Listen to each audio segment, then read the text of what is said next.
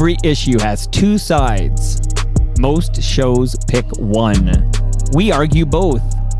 Not for clicks, not for comfort, but because the truth loves tension between ideas, power, and the people they affect.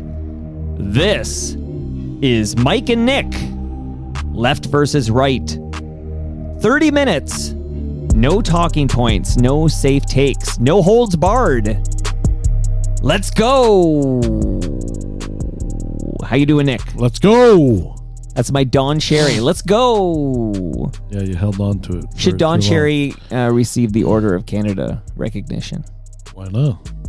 Well, because he was sort of fired? Anti-French Canadians for a very long time, and we are a bilingual nation. Don't forget, it's French and English. The truth loves tension. So why not give it to the guy? Well, let me give it to you. Let me give you props, because I was at your great event for Brad Bradford, and I gotta say, man, I was impressed. It was a full house. You and Brad had a recorded conversation. It's an episode of Building Toronto Skyline. I was thoroughly impressed by all of it. What a professional event. What can I say? Well, say something. Great. It's a podcast. I'm great. I'm great. What can I say? I'm great. And humble. Always humble. It was a great event. So we had a great turnout. Brad was there. He talked a lot about things going on in Toronto. I think he's a great candidate for mayor, and I'm going to be supporting him if I can help him in the summer when the campaign kicks off. We certainly will. And I don't know. This guy seems to know a lot about. He's a practical person, I would say, and he's looking for the interests of Torontonians. He's got your vote. Without these, he's got my vote, but he's unfortunately Toronto is like an uphill battle. Well, let's speak of the event as what it was, which was, I thought it was really well organized. You had sponsors. I don't know if you want to shout out the sponsors or if you want to do that on Building Toronto Skyline. Okay, we're going to get into it, but I'm here to give you props. I mean, you and I beat each other up on these episodes, and I just want to say I thought it was a professional, well-organized event, well-attended event, and it was an honor to be there to record everything as it happened, and we got some great videos, some great audio. Well done, Nick. That sounds great. Yeah. Let's kick things off. Thank you. Look, take a compliment. I know you're not used to it, but I'm like, Nick's not used to me complimenting him, but I'm just saying you did a great job on that event, and I hope you host more events in the future, more live recordings. Well, we're gonna do it. I think we got to do. Maybe we should do a Mike and Nick event. I'd be there. Are you kidding me? But I'll have to do homework for that one because typically maybe we need to organize some Toronto Mike events with Nick and Mike. I'll put you on stage when I'm at the El Macombo. Well, you want to make some money? May 21. You want to make some money? I'm into money. I got kids to feed. I got university tuition bills to pay. Yeah, I need money. Okay, Nick, I like Let's do it. Okay, let's do it. But we're going to do like an amazing event. Okay, stay tuned. Mike and Nick live. Okay, we'll rent out the dome. Okay, we'll make and your audience will completely hate me, which is exactly what I'm looking for. Come and throw tomatoes at Nick Ieni's. That's what I say. So let's start things off with the big news in this country, Canada. Did something happen? Something happened. Prime Minister Mark Carney, maybe he should be your guest for a live recording of Building Toronto Skyline. Mark Carney. Yeah. We should try to make that happen. Prime Minister Mark Carney clinched a majority government because Monday there were 3 by-election wins. So we had a couple here in the 416 in Toronto. There was one in Quebec, and the Liberal Party won all 3 of them. I'll just say that the 2 in Toronto, let's face it, no contest. Like if you look at the numbers, the Liberal candidates trounced. Obviously. Landslide victories. But I was impressed that the Liberal candidate won. It was Terrebonne. It's like a Montreal area riding. And typically it goes to the Bloc Québécois. And the Liberal candidate eked out a small victory, but a victory nonetheless. They probably cheated. I want to hear your thoughts, Nick Ieni's, on these 3 by-elections and the fact that it's now a Liberal majority. You set me up for that one, didn't you? No, I want to know your thoughts listen, on this. Here's what I'm going to say. I'm not a big fan of the floor crossings. Well, no, we're going to do that next. Okay, We'll talk and floor then- crossings next. But they won some by-elections, which is fair and rightfully so. You win an election, you win an election. I'm saying, what can we say about that? So what do you think what do you about? want me to say about it? Here's what I know. But now there's a majority government. But it was it earned? Was it voted on? Or it's kind of like you came to power based on some who knows what some backroom deals that were probably made to get these MPs to cross the floor. Well, let's do the floor. We don't know. There's probably some dirty deals in the background. Well, we don't know. So why are you reporting like you know? Why do you report facts? Because nobody's reporting the facts. But in absence of facts, you don't make shit up. Well, people don't cross floors for nothing. Well, okay, let's get to the floor. Let's just wrap this up. You don't leave something unless you're getting something. Let's wrap up right now. Let's wrap up the by-elections and then talk about the floor crossings. What planet even I have an on? issue of one what of them. Planet okay, are you on? I'm on planet Earth, I think. So just to wrap this up, though, to remind the listeners, okay, so this riding in this Montreal area riding in the election, when was that? March? I can't remember now. Last March. Okay, in the election, this liberal candidate, Tatiana Auguste, she won by one vote. So the Supreme Court actually said, there's voting card errors. This is too close. You guys do it again. So basically, they had to have a by-election to do it again. And this time, that candidate, Tatiana Auguste, she captured 48.4% of the votes, and then 47% went to the Bloc Québécois. So, I mean, I'm curious.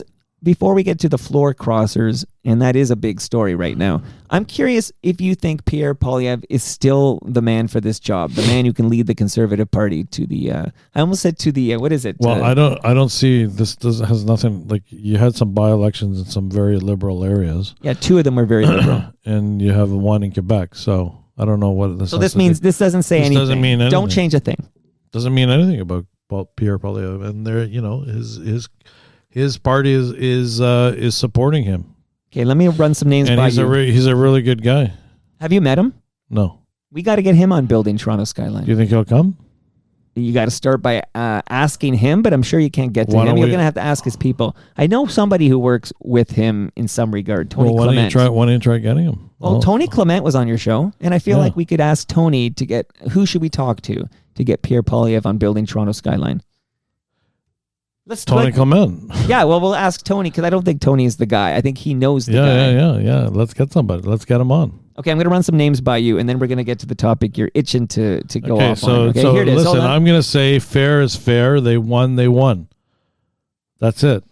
And you expected to win the Toronto riding. So it was an election and a fair, and the people voted, and that's it. You can't say anything else. Okay, fair is fair. You could argue that two of those three were slam dunks. And then the third one was going to be a nail biter. Well, she won by one vote last time, as you said, right. And she won again. Won by more than one vote this time. So there you go. Okay, I'm going to just say these names to you. This name, and I hope I don't butcher this first name. Chris d'Entremont. I'm doing some French to that. Chris d'Entremont, Michael Ma, Matt Genero, and Marilyn Gladue. What do all these people have in common? Well, what a silly question. Well, they were all conservative. Crossers. Yes, but they were all of those people because I didn't mention how many people did you mention? Four because all four were conservative MPs who left their party and joined the Liberal government. Let's hear from you, Nick, on that before I go off on this latest Liberal MP, Marilyn Gladue.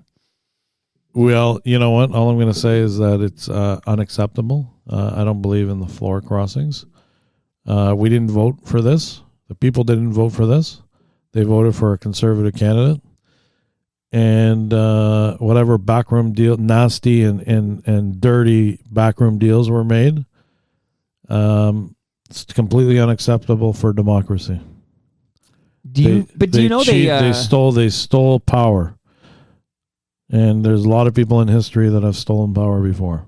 But didn't Pierre Poilievre vote against a bill that would make this illegal?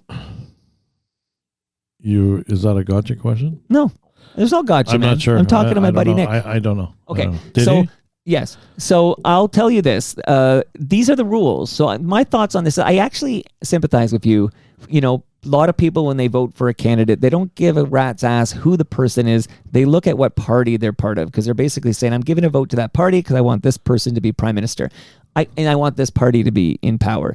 I get that, but those aren't the rules. So this is where it gets tricky. Like, no rules are broken here. This is just the way it is. You vote for the person. They can do this, and these 4 conservative MPs did exactly that. So no rules are broken. This is all fair, but I totally get why you don't like it, because it doesn't feel very democratic to get a majority this way. It doesn't feel right. So I sympathize with you. Yeah. Well, you don't have to sympathize. I'm telling you, I totally. I think it's a bit greasy. You're agreeing with me. It's a bit greasy, but it's totally fair. Yeah, listen. First of all, politics is a dirty game as it is, and whatever they got in return, and whatever it is, we probably will never know.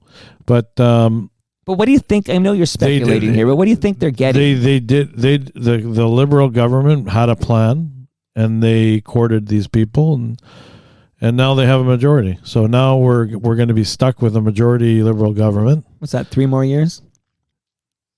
Yeah, whatever it is. I think. Do you think there'll be more floor crossers? But go ahead. I think at the end of the day, we're going to see what this government's going to be all about right now, because there's no more hiding in the closet. Well, now they have. So they're either going to come up. They have a mandate. I don't know. I'm not a huge. I'm not against Mark Carney. I think there's some good things that he's trying to do. I want to see results, though. A lot of announcements are coming out, and there's a lot of good, nice laid out plans. But we actually have to. We'll get to one in a minute. We have to make some things happen. So, but I'm going to tell you, at the end of the day, however they won, they managed to clinch it. It's probably the first in Canadian history, I would say. It's definitely the most floor crossers in Canadian history. And right. I'm not a big fan of the floor crossing. I think it's a detriment to our democracy, and it's a detriment to those people that voted for these candidates. So I'm not a big fan of it. But at the end of the day, the Liberal government went for a kill shot, and they got it. The nice thing about democracy is in 3 years, those constituents can punish the floor crosser and punish the party that took the floor crosser. I don't look at it like that. Because, well, I'm saying this is 3 years now, but then things will change. But I want to go off on one of the floor crossers. Okay, so one of the floor crossers, the most recent one, it happened only last Wednesday. It's an Ontario MP named Marilyn Gladu. Okay, Gladu, and I'm just going to read something, and this is from the CBC, a news source I trust immensely. This is about Marilyn. She was a vocal opponent of the Liberals' push to legalize cannabis, once delivering an anti-pot poem from the House floor, urging the Senate to do its, quote, true deed and keep our great country safe from all the weed. Okay, so fine. She was against the cannabis. I agree with that. Do you think, and this is not the article from the CBC I don't think we should have cannabis on every corner. It's a disgrace. Interesting, but you're okay with people can buy alcohol all over the place, right?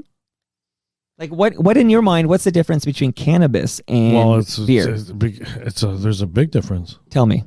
And I wasn't expecting to debate this. But, okay, well, I'm not asking you as a medical doctor. All I'm going to say is that that's like a very highly toxic drug, marijuana, and it's definitely.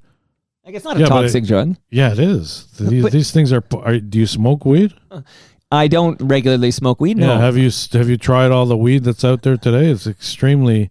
It's a psychoactive. It's not psilocybin. No, I mean here's what I'll say. It's a psychoactive drug, and it's if you're prone to mental issues or anything like that, it sort of exacerbates. Sure, but you can say the problem. same thing about alcohol, right? Or gambling, for that matter. Okay, it's not the same thing. The marijuana is a gateway drug for sure. Okay, so it shouldn't be at every corner. On that one. It shouldn't be at every corner, and people shouldn't be smoking that stuff. It makes you stupid.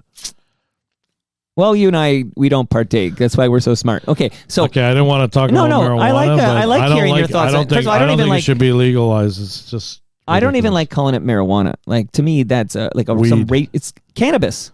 It's cannabis. Yeah, marijuana, cannabis. Because marijuana it's like racialized somehow to make it like dope, right? So cannabis. So moving on though about Maryland here. Why, okay, you're relabeling cannabis like marijuana right now. Like it shouldn't be called marijuana. It's cannabis. Called weed too. You can call it weed, sure. I'm okay with that. So but I'll call it marijuana now. Mary Jane, you can call it Mary Jane. So marijuana. Also Maryland, back to Maryland, okay? Back to Maryland. During her bid, she bid for the Conservative leadership in 2020. She said she would allow caucus members to bring forward private members' bills to restrict abortion, adding she doesn't think they would find broad support. So the fact that she would allow that bill to be, abortion, can you admit on this? You might not like cannabis being legal, but the fact that women have a choice to have an abortion. Where is this going? Well, we're almost there. I think she was like against floor crossing, wasn't she? No, because and now she's a floor crosser. No, and then she also, this is the one that bothers me the most. We're going to talk about marijuana, abortion. Yeah, and one more. This one, and again, you can only speak for Nick, but Maryland originally opposed a liberal bill to ban conversion therapy, the discredited practice that aims to change an individual's sexual orientation to heterosexual. Yeah. She later issued a statement saying she vehemently opposes conversion therapy and supports LGBTQ plus community. So she walked that one back. But one last thing is during the height of the pandemic. So she's a great liberal, in other words. Right. And during the height of the pandemic, she retracted comments that she said about COVID-19. The quote is, she called them the vaccine mandates inappropriate and a distraction. So maybe that's a plus for you, Nick, as well. She walked that back? Why'd she walk that back for? Well, the fact is, I think she was questioning the seriousness of COVID-19. COVID-19 was serious. Do you agree to that? It was very serious, and they said a lot of things about the vaccine that weren't true, for sure. Who? Oh, come on. Who? You have a short-term memory? I just had Brian. Okay, let me explain something to you. They said that if you take the vaccine, that you won't get COVID-19. They said that they promised that. They promised that, okay, and it didn't happen. Because COVID-19 changed. And so you know what? We all took the vaccine, and that's okay. Anybody can decide what they want to do with their lives. Mm-hmm. I took the vaccine. I took the 2 doses. I tried to take. But you needed it to travel, right? Hang on. I just did it anyways. Okay. I did it because I believed that if I took the vaccine, I wouldn't get sick. And then I was going to take the booster, but then I got COVID-19. Right. And it was a little bit of a nightmare, but it was, I got through it, and I said, "Fuck that! I'm not going to take that vaccine anymore." But let me ask you this: and then people were crazy vacciners. Yeah, I have to admit, I am a big fan of. I took it, and I said, "Okay, I don't need to take it anymore." That's it. That's all I said. That's me. You're okay, but you do know they didn't lie to you. There was a lot of insanity around it, and you know what? They were making truckers. That whole issue with the truckers. Sure, that shouldn't have never happened, because it's like you're in your truck. Like, who cares? Mandating for them was a big mistake, and clearly because they basically. Protested against Ottawa, right? So mandates aside. Here we are. We're losing a lot of stuff because you're bringing all this stuff in here. No, I'm trying to go off on Maryland, not off on Nick. So I'm just here to tell you they didn't lie. The COVID-19 virus changed. Like this is how flus work too. That's how they evolve, BS, and then they BS, yeah. So basically, at first you couldn't get COVID-19, and then it changed. Well, there were a lot of things. There were a lot of things that were said. It wasn't exactly true. It is what it is. We got through this pandemic. People can take vaccines if they want to. It should be something that at the beginning, on the onset of it, probably it was important that everybody got vaccinated because we were, as a society, trying to limit this disease. So I don't see any issue with that, and I don't see any issue if someone didn't want to take it either. At the end of the day, but anyways, what do you think of Mark Carney? Okay, we're back. Okay, what do you think of Mark Carney temporarily suspending federal fuel excise tax on gas, but we never diesel, talked about aviation? This lady. She's like a. First of all, she's not a liberal. No, but she is now. So I my whole point was I don't think you have to accept every floor crosser. Like sometimes there'll be somebody who maybe they want to come to your party because you have the power. Who knows? You don't have to accept everybody who's willing to join your party. It shows that they want power. That one's a head scratcher. Head scratcher. There you go. Like, good point. Is it at all costs? We need numbers here. Hey, come on in. You're an MP. That gives us 3 more years to get our mandate. She definitely doesn't represent the Liberal Party. Look at that. A lot of problematic. So you know what? Definitely some dirty deals happening. That's what I say. I'd like to talk to Mark Carney about that one, without a doubt. Let's have a beer, Mark, and let's talk about it. I think we're in agreement. We agree a lot. One of the shocks about this show is that we find out we actually agree on more than you realize. But exactly. What do you think of Mark Carney's suspending that excise tax on gas, diesel, and aviation fuel? I should give him a reward or something like that? Is that what you're saying? No, I'm just asking you because it's the news. You do know Mark Carney has the power to do that, where Pierre Poilievre does not. What is that? You know that, right? He's not Pierre Poilievre. He's not Prime Minister. No, exactly. Yeah. So why they should make it permanent? Okay, that's a lot of money. They should make it permanent. Yeah, that's money going back to Canadians' pocket, which is what it should be. We should make life easier. My only worry is for Canadians. These oil companies, these conglomerates, they just make more profit off it, so it ends up going up, except less coming into our coffers. He's taxing us, and then he's saying, "Oh, you know what? I'm going to temporarily suspend this tax, and I should get thanked." Well, he has a mandate now to do things like this, and he's decided to do. He did it. Start axing taxes for everybody. Get rid of the HST. Get rid of a whole bunch of taxes. But you do know those taxes pay for a lot of important infrastructure. Yeah, they pay for healthcare in healthcare. Provincial. Yeah. Well, I'm listening. There's federal flow down. There's transfers for that. Yeah. So I don't know why. Don't say it's provincial. Why are you so anti-tax? Canada, some aspect because they're spending our money like it's water. And the biggest spender is Conservative Premier Doug Ford. Have you seen the deficit I don't agree there? with any person in government spending our money like that. No one. They just bought a private jet for him. Do you know that? No, I did not know that. Yeah, fresh news. Keep going. Because we're going to move to global affairs in a moment. You see, you're like, spitting things out like crazy. You must have spent 3 weeks preparing for the show. No, this is just... yeah, I know you're I subscribe to First Up, which is a Toronto Star morning email. Very lefty. Curated by Ed Keenan. It's very good. I highly recommend it. Okay. Very left. Let's leave Canada. Now, that's big news, though. Now there's a majority government. Listen, they should try to cut taxes for all Canadians. We need solutions for everyday Canadians where... the government is taking less of our taxes and we're able to make some money and live a better life in Canada. Let's talk about global affairs, Mr. Aini. You didn't say anything on that. Do you agree with me or no? Well, I'm not here as an expert to tell you we should axe all these taxes. I do know that the government needs money to pay for services and services, but there's a lot of waste in government. Don't you agree?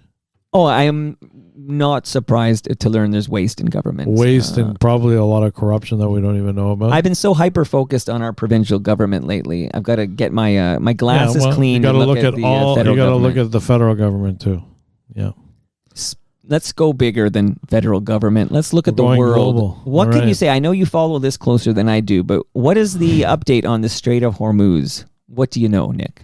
Well, what I hear is there's currently a blockade to force the Iranian government back to the negotiation table, which I think they flipped the story there, and I believe the U.S. is in control of the Strait of Hormuz right now, causing a big disruption in oil supply, but. I guess I'm a bit of a proponent, or I'm glad that they are trying to do something about that country because it's a very bad country. It's causing a lot of problems all over the world, and particularly in the region. It's a bad regime, as everybody knows, killing its own people, obviously, and they need some change over there. Hopefully, because the Iranian country and the people can be a great nation, and because I know a lot of Iranians and they're very good people. So is it highly educated? So I think it would be a great contribution to the world if they were just like a normal country. So whatever it takes, that's what I say. So am I hearing you right? The Strait of Hormuz is now blocked by America. Well, they're trying to flip the script on that, right? So just so I just want to know, I'm just trying to follow along. Are you disagreeing? Because you're probably setting me up here. I'm not setting you up. There's no got you. You're so afraid. Okay. I'm just a simple man trying to understand. So the Strait of Hormuz is now closed because of America. I see all your notes. I see your little notes over there. No, this is the originally. This all prepared, ready. Hey, I'm a liberal. I do take a few notes because I want to be professional when I'm talking to you, Nick. I need to know what I'm talking about. But just so I understand, okay. So before the invasion of Iran, right? So go back a little bit. Who's this guy that you're going to quote here? So I just want to understand. So the Strait of Hormuz was I see your notes there. Stop peeking. So the Strait of Hormuz was open right before America and Israel invaded Iran, right? Yes, it was. It was open. So I didn't hear it was. Yeah, closed. There was a deal with Obama, and it was open, and they had a deal in place. Thanks. Thank Obama. That was the man who was president when it happened. So Yeah, he also gave them billions of dollars. And then cash. there's hundreds of injuries. There's deaths. Children are killed. There's $40 billion. The price of oil is doubled. Well, it's 175 little girls were killed in that one of those attacks. And then the double of oil, the price of oil goes up, and all this happens. You're looking at all the bad things that happen. Yeah, and then the Strait of Hormuz is. But you're not looking at like the causes of why they went to war. They messed up on October 7th. They went after. They used their proxy Hamas to attack Israel. They've got Hezbollah attacking Israel all the time. They have proxies in Yemen disrupting global trade. They're a very bad and evil nation, very bad country. And you know what? They started losing power. They lost. Hamas got obliterated. Hezbollah lost a lot of power in the leaders were taken out. Syria went the wrong way for the Russians and the Iranians. And so you know what? They basically took a gamble and they lost. And now when you lose, you go after your enemies. So I believe everything that's happening right now is a good thing. So they took out that leadership in Iran, which they should, and they took a chance, and they're trying to just basically get rid of that regime. I hope they're successfat. Why? And unfortunately, there are consequences to these actions, and bad things happen. But at the end of the day, if you're trying to make something good happen in the world, and there are casualties and there's issues as a result, then we have to stay the course. We can't be fickle people all the time and say, "Oh, all these bad things are happening," and blah blah blah blah blah. You know what? You have to sort of stay the course, and you have to be strong. If it's for the benefit of the world. So you have to say to yourself, is this going to be for the benefit of the world? If there's a change in Iran, will that be better for the world or will it be worse? I believe we have to take a chance. This is the right time to do it. And let's see where it goes and let's stay the course. And it ain't over yet. So stay tuned. We'll have another update, I'm sure, in 2 more weeks. Actually, no, but hang on. We might record next week. What were you going to say there, Nick? I thought you wanted to talk about the Pope. Yeah. I'm not done yet. I'm just closing up the Strait of Hormuz talk so I could segue. But you never said anything about that. Well, because you know what? You can't say anything against it.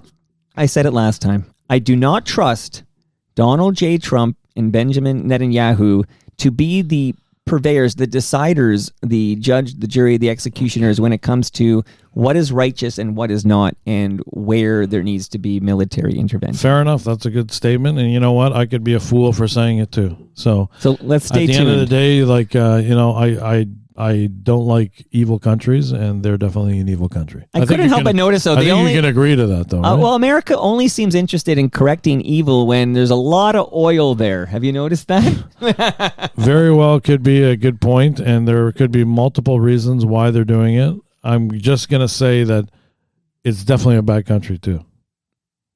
You know what else I don't understand about Donald Trump? I don't understand, and maybe you'll help me understand because you're smarter than I am, Nick. But I don't understand why Donald Trump and his henchmen need to attack the Pope.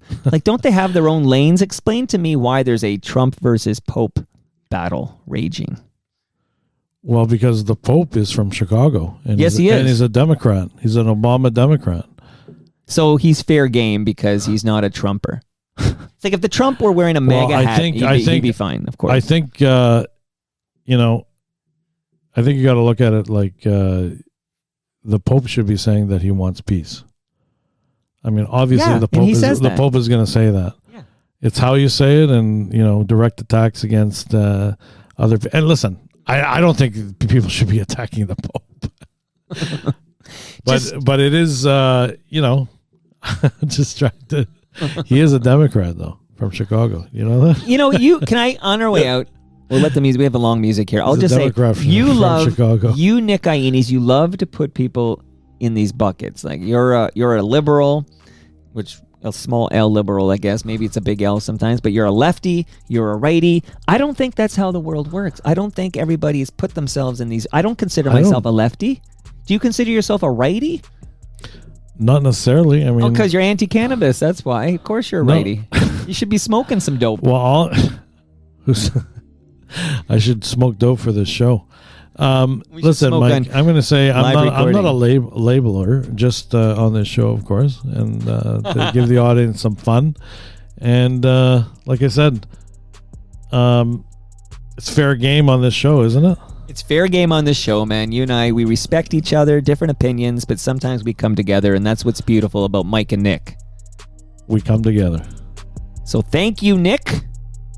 And thank you for listening to Mike and Nick, Left versus Right. Please share, like, and subscribe. And we try to record every 2 weeks. Sometimes it moves around a little bit. The good news for you listeners is that we're recording next Friday morning. So you only have to wait 7 days to find out what's going on at the Strait of Hormuz and what Nick thinks about it. So see you in 1 week. And Mike. And Mike what? See you. I'm talking. See you. About Nick. See you. Yeah. Well, you never know. Saying to Nick. Mike's gonna do some homework. Mike can barely say the words floor crosser. Say that quickly. Floor crosser. I'm not gonna say that. It's tough. All right. Sounds like a cross dresser. We'll talk about that next week too. Sure.